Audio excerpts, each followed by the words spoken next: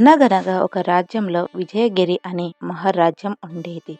ఆ రాజ్యానికి మహేంద్రవర్మ అనే రాజు, పద్మావతి అనే యువరాణి ఉండేవారు.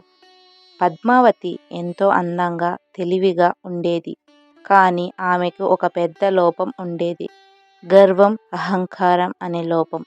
తనకంటే తక్కువ వారిని ఆమె గౌరవించేది కాదు. పేదవాళ్ళు, వృద్ధులు, సన్యాసులు, అవిటివాళ్ళు ఎవరైనా చిన్నచూపు చూసేది. ఒకరోజు రాజభవనంలో బయటకు ఒక కళ్ళు లేని భిక్షువు వచ్చాడు. చేతిలో చిన్న తంబూరా, నోట ఓం నమో నారాయణాయ జపం. అతను మృదువుగా అన్నాడు, అమ్మా యువరాణి, ఆకలిగా ఉంది, కొంత అన్నం దానం చేయండి అని అడిగాడు. యువరాణి నవ్వుతూ, నువ్వు అంధుడివి, పని చెయ్యలేవా, ఇలా భిక్ష అడిగి బ్రతుకుతావా అంది. భిక్షువు ప్రశాంతంగా నవ్వి, కళ్ళు లేని వాడిని దేవుడు పరీక్షిస్తాడు తల్లి, కానీ మనసు లేని వారిని కాలమే పరీక్షిస్తుంది అని అన్నాడు. ఆ మాట విని యువరాణికి ఒక్కసారి ఎక్కడ లేని కోపం తెప్పించింది.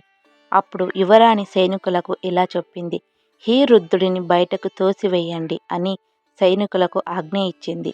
సైనికులు అప్పుడు భిక్షువుని బయటికైతే తోసేశారు.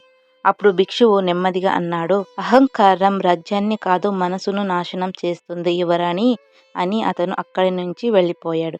కొన్ని రోజుల తర్వాత ఆ రాజ్యంలో తీవ్రమైన కరువు వచ్చింది. వర్షాలు పడలేదు. ప్రజలు ఆకలితో అలమటించారు. రాజ్య కనజ ఖాళీ అయిపోయింది. రాజు మహేంద్రవర్మ తీవ్ర ఆందోళనలో పడ్డాడు. అప్పుడు రాజ్యంలోకి ఒక మహా సన్యాసి వచ్చాడని రాజుకైతే వార్త వచ్చింది. అతను ఎవరికి తాకినా ఆశీర్వాదం కలుగుతుందట అని రాజుకు తెలిసిన వెంటనే అతన్ని పిలుచుకురండి అనేసి రాజు ఆజ్ఞ ఇచ్చాడు.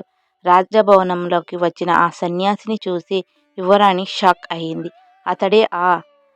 అతడేనా ఆ అంధ భిక్షువు అనేసి సన్యాసి అని యువరాణికైతే తెలుసుకుంది. కానీ ఈసారి అతని వెనుక వేలాది మంది భక్తులు, సైనికులు ఉన్నారు. రాజు గౌరవంగా నమస్కరించి సత్కారం చేసి, స్వామి, మా రాజ్యాన్ని కాపాడండి అని అడిగాడు. అప్పుడు ఆ సన్యాసి తన కాళ్లపై గుడ్డును తీసేశాడు. అందరూ ఆశ్చర్యపోయారు. అతను నిజానికి గుడ్డివాడు కాదు. ఆయనే పక్క రాజ్యానికి చెందిన మహా చక్రవర్తి ధర్మసేనుడు అని తెలుసుకున్నాడు.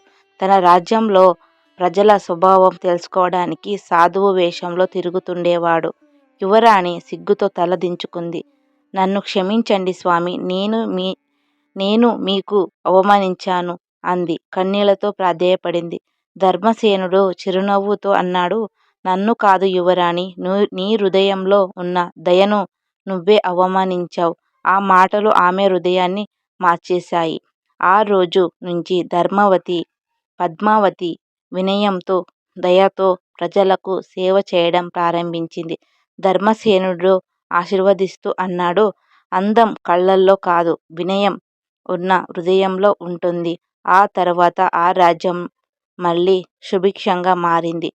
నీతి ఏమిటంటే అహంకారం మనిషిని చిన్నవాడిని చేస్తుంది, వినయం మనిషిని మహానుభావుడిని చేస్తుంది. మీకు నచ్చితే కనుక ఒక డబుల్ ట్యాప్ చేసి, లైక్ చేసి, షేర్ చేసి, సబ్స్క్రైబ్ చేసుకోండి. ఈ స్టోరీ ఎలా ఉందో కామెంట్ సెక్షన్లో కామెంట్ చేయండి. ఇలాంటి ఇంకొక స్టోరీతో అయితే కలుద్దాం. బాయ్.